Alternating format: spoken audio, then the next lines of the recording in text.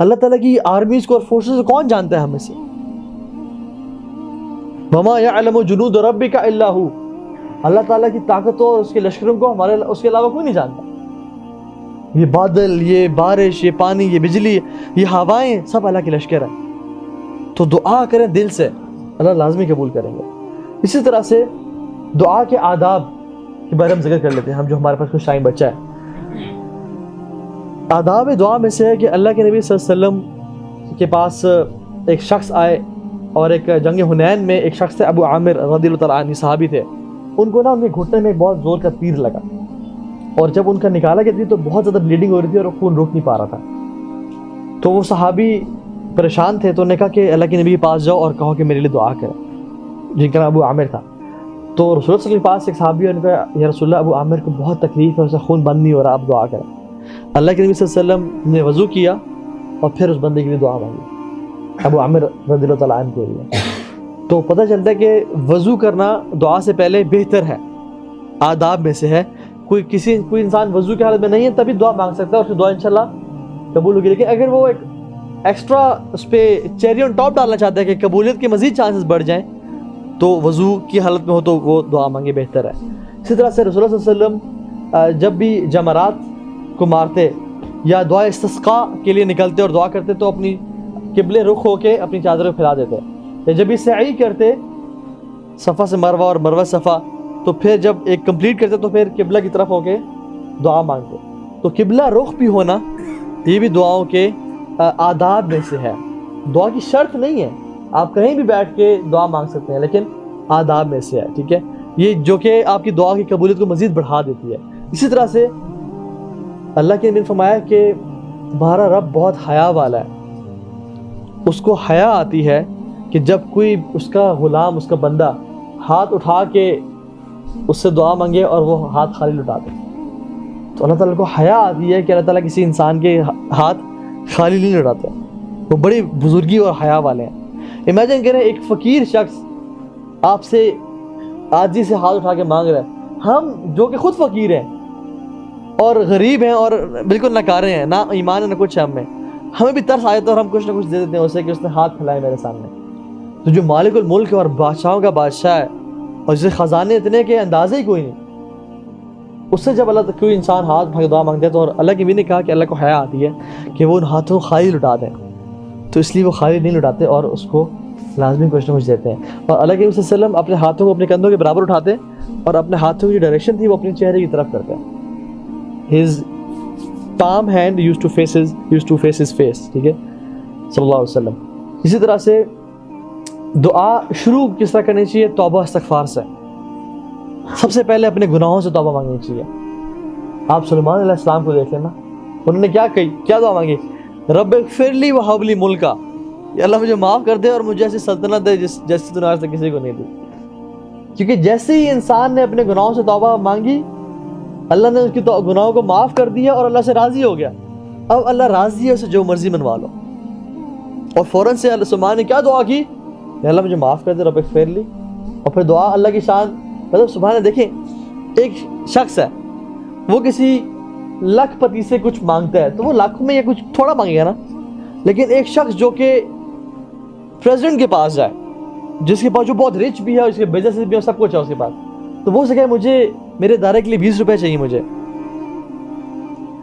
سو شرم نہیں ہے کہ کس سے مانگ رہا ہے تو نا. تو جتنا انسان کا اسٹیچر ہوتا ہے اتنی بڑی دعا مانگنی چاہیے.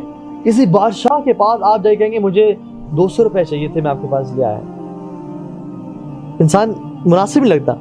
تو جب اللہ رب العالمین کے سامنے انسان دعا مانگے، اور تو چھوٹی چھوٹی دعا بھی مانگنی چاہیے اللہ کے سامنے، کیونکہ وہ ہر چیز کو پورا کرنے والا ہے، کیونکہ ہم اسی کے محتاج ہیں.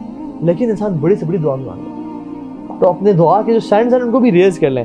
سلیمان علیہ السلام نے کیا دعا مانگی؟ ان سے جو غلطی ہوئی کہ گھوڑے کی وجہ سے ان کی نماز میں ڈیلے ہو گئی، and he was fascinated by the horses. ٹھیک ہے، تو انہوں نے کیا؟ رب اغفر لی وہب لی ملکا، یا اللہ مجھے معاف کر دے اور مجھے اب تو نے معاف کر دیا، مجھ سے راضی ہو گیا ہے اور میرے گناہوں کو نیکیوں بدل دیا ہے، تو مجھے ایسا ملک دے جیسے تو نے آج تک کسی کو نہیں دیا.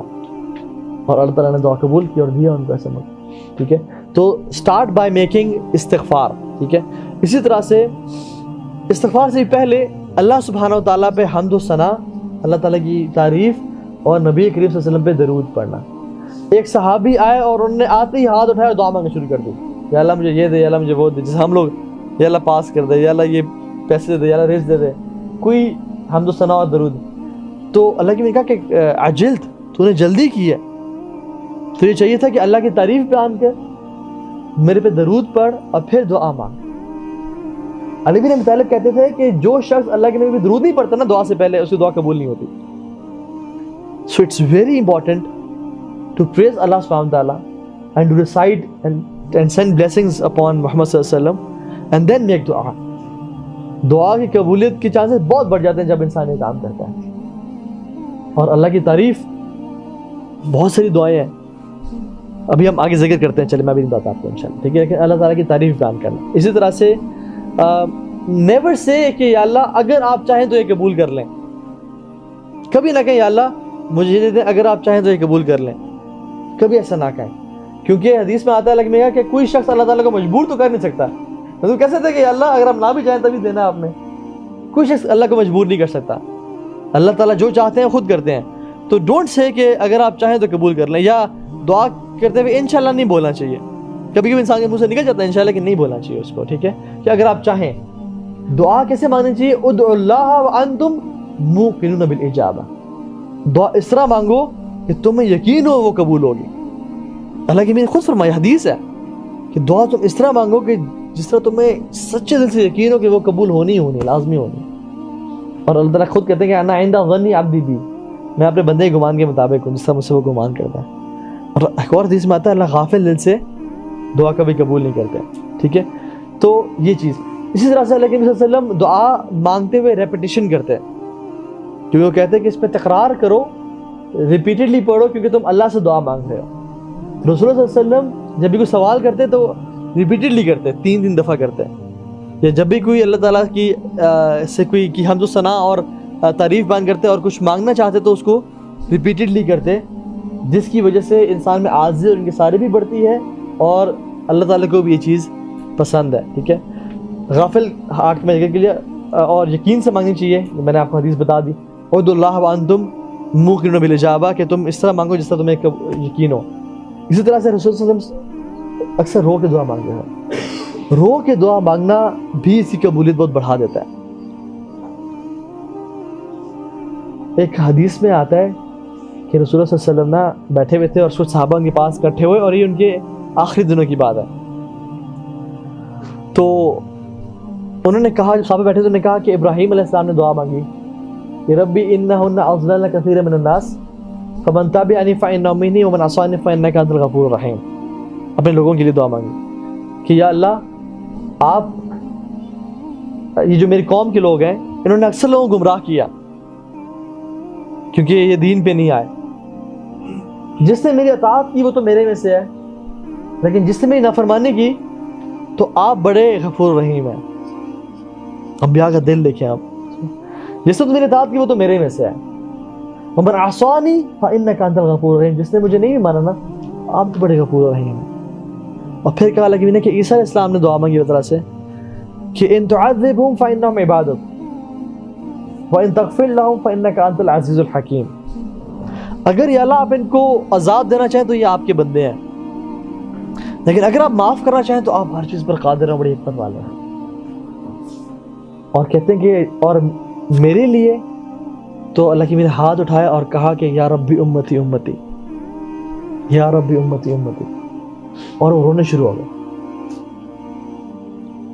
تو اللہ سبحانہ تعالیٰ کو جلال آیا اور اللہ تعالیٰ نے جبریل علیہ السلام کو بھیجا کہ پوچھو محمد صلی اللہ علیہ وسلم کو کیا چیز رلا رہی ہے, اور اللہ تعالیٰ ہر چیز جانتے ہیں. تو اللہ تعالیٰ محمد صلی اللہ علیہ وسلم نے کہا کہ اللہ سے پوچھ کیا کہ میرے جانے کے بعد میری امت کے ساتھ کیا کریں گے. تو جبریل گئے اور جبریل نے اللہ تعالیٰ سے پوچھا اور اللہ تعالیٰ نے جواب دیا اور کہا کہ بتایا کہ اِنَّا سَنُرْضِيكَ فِي أُمَّتِكَ وَلَا نَسُوءُكَ,